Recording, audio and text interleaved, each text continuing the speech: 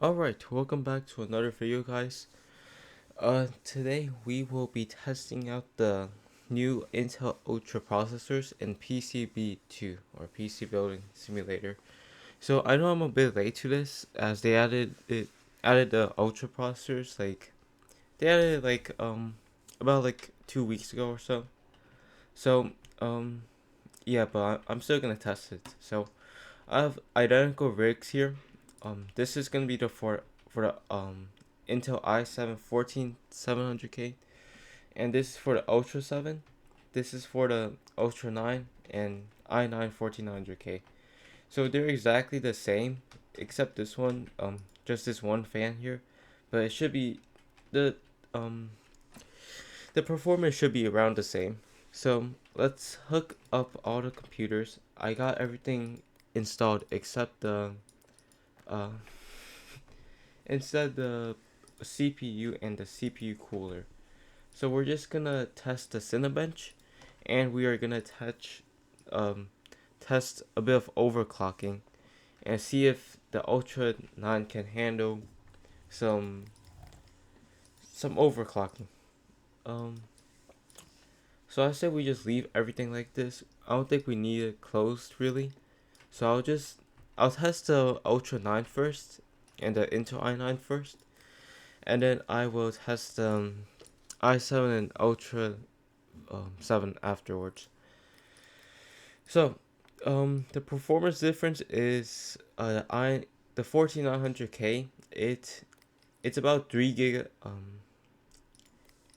about 6 gigahertz max boost clock, and the Ultra 9 is 5.7 gigahertz. So it's a bit slower. Um, the 14900K is a bit more. It's cheaper than the Ultra 9, but I believe um that this motherboard, the Z890, or a new platform, the 1851, I'm pretty sure, they allow faster RAM speed up to 8,000 megatransfers per second, and they have new drive bays which have locks on them, like this closed drive bay lock. So that's a new feature for the motherboards. So far they only have the ASRock Z890 Riptide. They have the regular one, the ATX, and the mini ATX one, and um, and yeah, that's basically the on paper differences. Let me make sure we clone this drive so that we can instantly get into it. So let's first test the Cinebench, 14900K, 6 gigahertz. They both have the same amount of cores and threads, so should be should be a bit should be close in performance, but I believe that the 3 gigahertz probably assisted a lot. Uh, so 24 cores, 5.7 gigahertz. This is no overclocking. We get 1512 for the score. Let's check the other one. We get 16013 for the raw score, and this is 1400K. So why don't we try a bit of overclocking? So um I'm gonna jump straight into it. I'm gonna go for 1.7 volts, so I can really test it out, and six and increase the boost clock by 300 megahertz. So let's install this, and whoops, I didn't click this. Alright, let's go test on both machines. See if they can handle a 1.7 volts and 3 gigahertz more. 3. So this would be like a regular i9, and oh, this one didn't restart yet. So let's restart it and uh install, and in in theory this should get the same performance as a regular i9, which is which is hopefully. So let's see the score we get. And I already feel a bit of difference. 16013. So this is basically a regular i9 now. And let's see if this handles it correctly, which it should. Alright, so this one also handled the 3 gigahertz difference. Let's boost it up about 1 or 2 notches. Let's try 2 notches, and let's do the same for this one, so we could really stress them both out. So 6.2 gigahertz. Let me restart this. Or this one, it handled it already and loaded up. Let's see the performance difference. And this one, it didn't crash, so it's pretty stable. And this, the regular i9, it also handled it correctly. Let's hope it doesn't crash. Alright, they both didn't crash. And this one is up to 6.5 gigahertz. So this is a bit above my expectations. I didn't expect the i9 to be able to handle all this speed. So let's go up 2 more gigahertz. And then let's just match it with the Ultra 9. But this is where we have a high chance of crashing due to it being so high, so like overclocked. So are the Ultra 9 loaded, and they both loaded up. Let's test the i9 14900K, and I feel like this is like a Threadripper now. Like it runs really quickly. Except Threadripper, they have a lot of cores to run it quickly, but this one, or this is where the Ultra 9 fails. So the i9 14900K, it could handle a bit more overclocking, but it starts at higher speed, so it should be around the similar overclocking potential as the Ultra 9 if you were doing like the same amount of percent overclocked. So this one we overclocked by 7 megahertz, and this one we overclocked by 9, which probably is the reason why we crashed. But that's a good test. Let's run 3D Mark on both of them. Let me just lower this to 6.5 gigahertz, and then we can see if it also handles it correctly.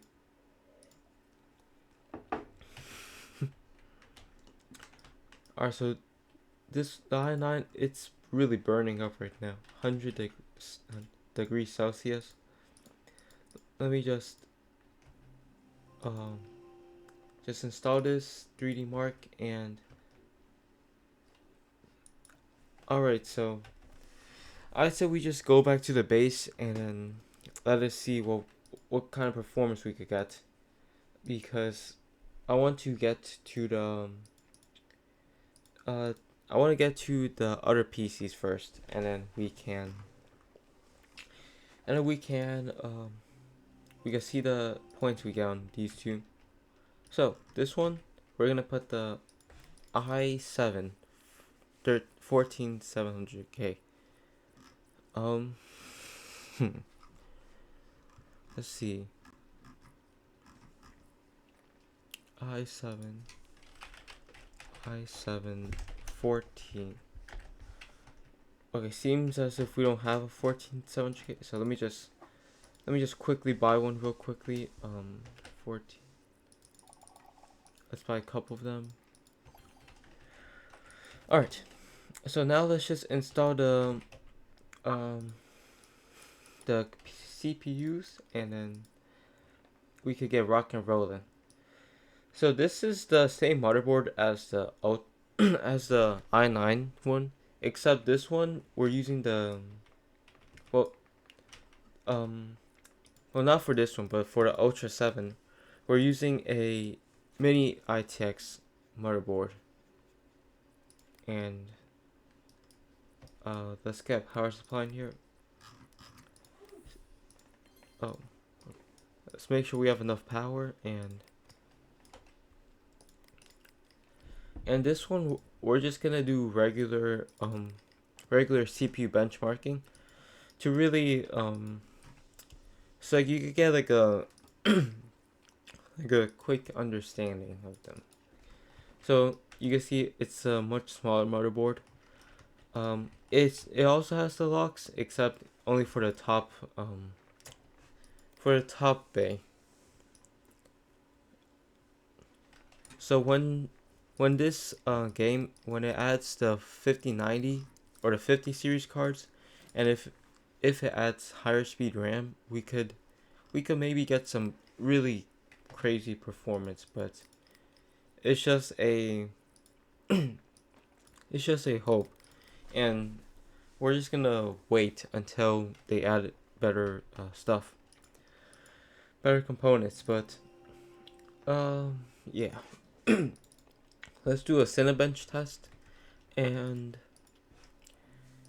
um, so this is 5.5 gigahertz, 20 cores, 10 threads, Ultra 7. Well, this one it's 20 cores, 5.6 gigahertz, so it's a bit faster. Not much though. So 12623 points and 14679 points.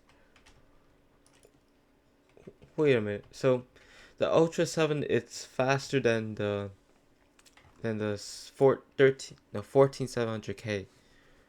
That's a improvement compared to the Ultra 9 compared to the 14900K. But let's test out the 3D Mark test, and let's just check on the other PC. Or the So these parts is just GPU based intensive, so we're gonna have a hot GPU. But let's check on these. So we got 30,921 points on Time Spy with the Ultra 9. We're running at 77 degrees, and yeah, we're relaxing at 77 degrees, which is really not the best. But here it says we're around 60 degrees.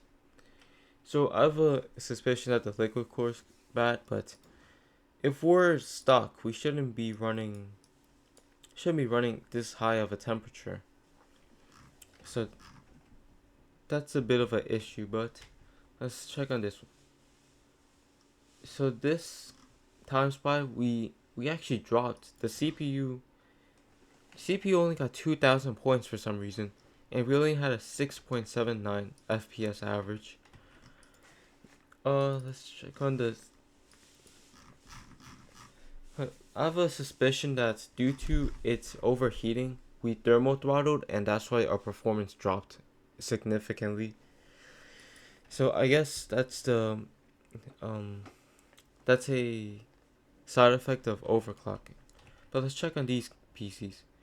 So the Ultra 7, 30,824, which is 30,000, which is really close to the Ultra 9. So the Ultra 9 here, Ultra 7, is really close in performance to the Ultra 9, and it's probably also really close to the i9 14900K if it's stock. Well, the regular i7 14700K, we got 28,000. So I guess for Ultra 7, we could have a stock and it could perform really well. So I might switch this for my main PC, but I don't think we're gonna need it, as I have a Threadripper in here. or 13900KS. Yeah, I might make another video of just upgrading my current PC. But that's gonna be the end of the video, and I might do the Ultra 5 next time, but I'll see you next time. Bye.